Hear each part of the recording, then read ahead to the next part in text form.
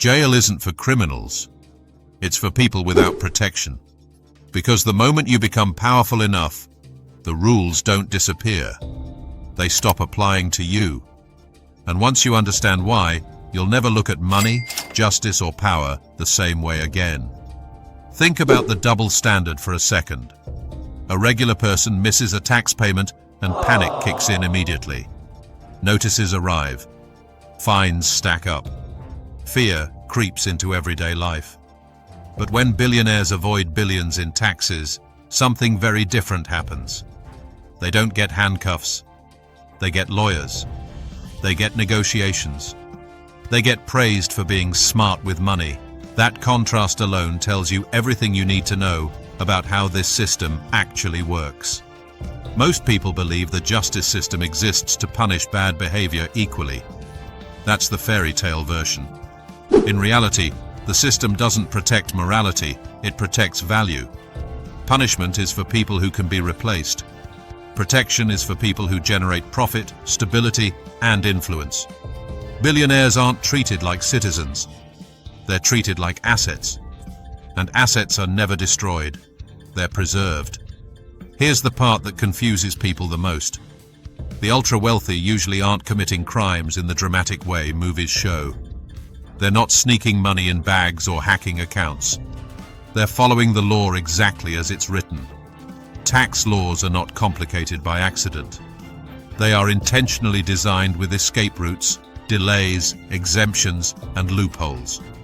These aren't mistakes. They're invitations for those who can afford to understand them. Income tax is where regular people lose the game because regular people live on salaries.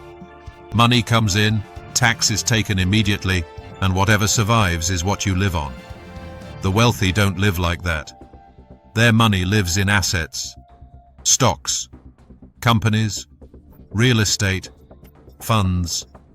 Assets grow in value, but that growth isn't taxed the same way income is. The system taxes work aggressively and ownership gently, and that design choice changes everything. When assets increase in value, the rich don't sell them. Selling triggers taxes. Instead, they borrow against them. Loans are not income, so they aren't taxed. This allows them to access massive amounts of money while officially earning very little. On paper, they look almost poor. In real life, they're living better than ever. This is how you live rich while reporting poor legally. Debt itself means two completely different things depending on who you are. For regular people, debt is survival. Credit cards, personal loans, interest that never stops growing. One bad month can ruin years of effort.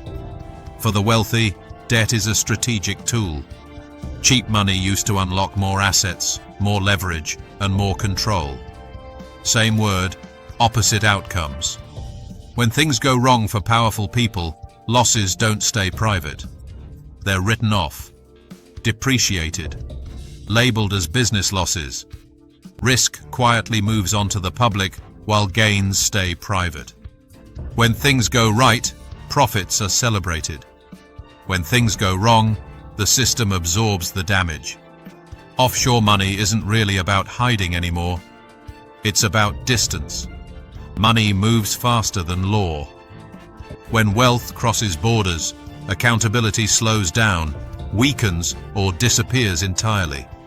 Jurisdiction shopping turns consequences into suggestions instead of threats. People often ask why authorities don't just step in. The truth is, they know. Regulators know. Tax agencies know. The issue isn't awareness, it's economics. Auditing a billionaire can take years. Their legal teams are larger than entire government departments. Every move is challenged, delayed, and appealed. The cost of enforcement often outweighs the reward, so enforcement becomes selective instead of equal. When pressure builds too high, prosecution is quietly replaced with settlements. Pay a fraction of what was avoided. Admit nothing.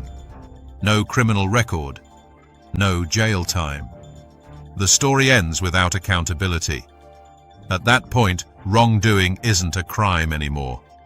it's a business expense. At some point, tax avoidance stops being suspicious and starts being praised.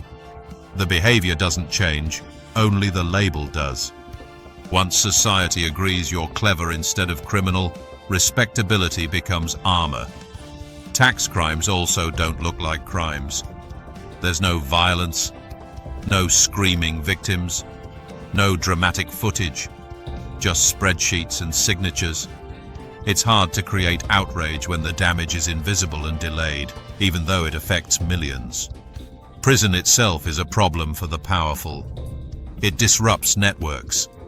It scares markets. It threatens stability. Jailing a billionaire isn't seen as justice, it's seen as economic risk. So the system avoids it at all costs. When someone has to take the fall, it's never the top. It's the accountant, the CFO, the lower executive. People close enough to blame, but far enough to sacrifice. The top stays clean, always. All of this is protected by complexity. Laws are written so confusingly that most people give up trying to understand them. Confusion kills resistance. Complexity creates dependence. Experts become gatekeepers, and gatekeepers protect the system that feeds them. So the real reason powerful people never go to jail isn't innocence or intelligence. It's insulation. Layers of money, law, influence, and distance from consequence acting like shock absorbers. This system survives because it rewards anyone who defends it and punishes anyone who challenges it. It is self-protecting by design. Here's the line that hits hardest. For the poor, taxes are mandatory. For the rich, taxes are optional. Jail is for people who break rules. Billionaires write them, shape them, and then hire the system to enforce them on everyone else. Once you see this clearly, the confusion disappears. The goal isn't anger, it's clarity. When you understand how the game is structured, you stop blaming yourself for outcomes that were never neutral to begin with. You stop expecting fairness from a system that was never built to provide it. The law doesn't equalize power, it organizes it. And until that changes, jail will remain a place for people without leverage, while those with influence walk free, protected, celebrated, and untouchable. Once you understand this, you don't feel shocked anymore. You see the pattern, you see the incentives, and you finally understand why powerful people never go to jail.